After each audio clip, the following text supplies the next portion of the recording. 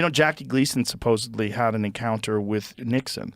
That Nixon and Gleason were buddies, and they were drinking. Really? And I did not know It's a this. famous story that's disputed, but apparently, Let's go with it, though. Let's go with it. Yeah. Gleason apparently had said that Jackie Gleason and him were drinking, and Nixon was like, "You want to see a fucking UFO?"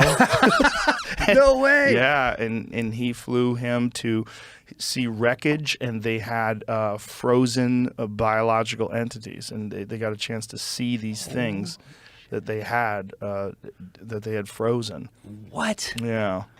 What? Yeah. So that must have been like early 70s at some point. Something like that. And That's Jackie Gleason crazy. wound up having a house built in the shape of a UFO afterwards. No Yeah, way. that was for sale as recently as I think like a decade ago. See if you can find Where? that house. In LA or something? No, it's in upstate New York. But the house looks like a fucking UFO. No Like he had a way. UFO house built. Yeah, Jackie Gleason apparently was obsessed with UFOs after the fact. No. So this What? is yeah. That- Jackie that looks Gleason's like a UFO cabin. inspired upstate New York spaceship house. No way. Yeah. That was look his like, and that picture makes it look bigger. Okay, that's serious. Yeah, Oh, it's wow. a fucking That's beautiful. Oh, that's two different buildings? Oh. Oh, he has The more first than one's one like of the them? guest house. Top, yeah. It's Oh, like I see. a small building. Yeah, look at that that's the fucking guest house, thing. the other one. Wild. That's amazing. Yeah, so Jackie Gleason became a UFO freak. Man, I'm going to do that after this. That's a pretty cool looking house. Yeah, it's pretty dope. Oh Yeah. my god, Oh, I wow, wish it look was, at that. I wonder if it's still for sale. That's Entrance to amazing. the mothership. Woo! I'm going to talk to my wife about this when I get Yeah. home. This is serious right here. Well, now you have this SIG Spear. So there's a lot of UFO stuff on this SIG Spear, so maybe this should be reserved for taking out the aliens when they come. I don't want to take them out. Well, if they attack you. Listen, I don't think they're going to attack. If they attack. If they do attack, I think they could render you useless almost instantaneously.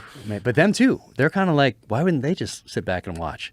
I think they're They're going to pass right by. If I had a guess, I mean, just the wildest of speculations, I would guess that every civilization reaches a point of technological proficiency when they're also dealing with these territorial warring tribes where they have the ability to literally destroy the earth.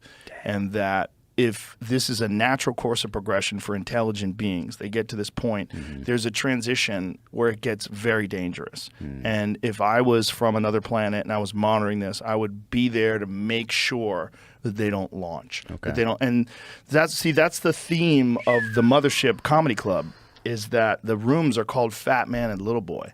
And the reason why the rooms are called Fat Man and Little Boy is because that is a specific moment in UFO folklore when the aliens start arriving. After the detonation of those bombs, that's when you start seeing this massive uptick in sightings. Really? Yes. And interactions with fighter pilots and these different military bases that have nuclear programs where the bases get shut down and all the power goes off. Yeah, there's like... That's wild. Yeah, it's heavy stuff, because if you think that they are watching, that would make the most sense. That they see that we have nuclear power, we have the ability to blow ourselves up, and we detonate two bombs, and then they're like, okay, let's go monitor these assholes. Let's go make sure that they don't do anything that's going to affect the rest of the only universe. One country right now has them. Let's fucking specifically concentrate on them. And then they have sightings in the Soviet Union when the Soviet Union has the capabilities. And yeah, there's a ton of documented sightings and these encounters that happen. And then so beforehand, there's not really anything. Very little. Very little. Well, I'm sure they've probably been visiting us. If they do visit us, I would imagine they've been visiting us forever. Like, look, they've got engines. Look, they've got guns. Look, they've got this. You know, it'd be fascinating to watch. Like, look at these territorial apes with nuclear weapons. Like, it's the time to watch.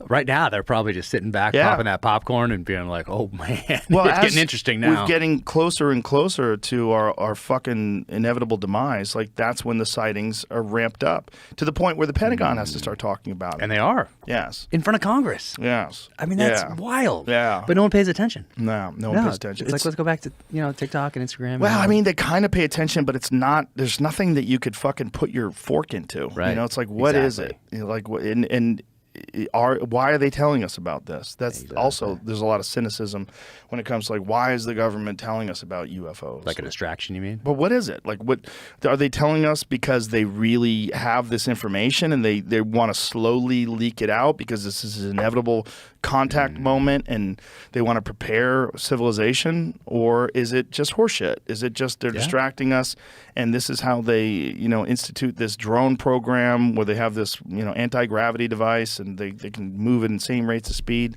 I don't know. I mean, it's just guesswork. That's crazy. Yeah.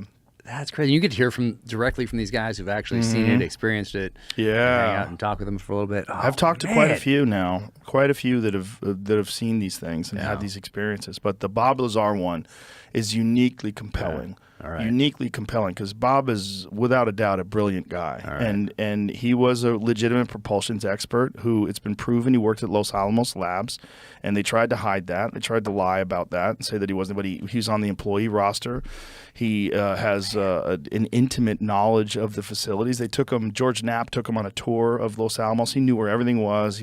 He knew the people there. They knew him. Wow. Yeah, it's wild shit, man, because if he's telling the truth, he says is not one that they've recovered, but multiple, and that one of them they think is really old, and they got it from an archaeological dig. They think that they recovered this thing in the ground. That's movie stuff. I mean, you see that in movies, and we all watch it in movies and think it's science fiction, but there's a lot of science fiction that has come to fruition, from submarines to going to the moon to also space travel in general, flight, just flying. Sure, all of it. Every and we're just like, Buck Rogers. No big deal.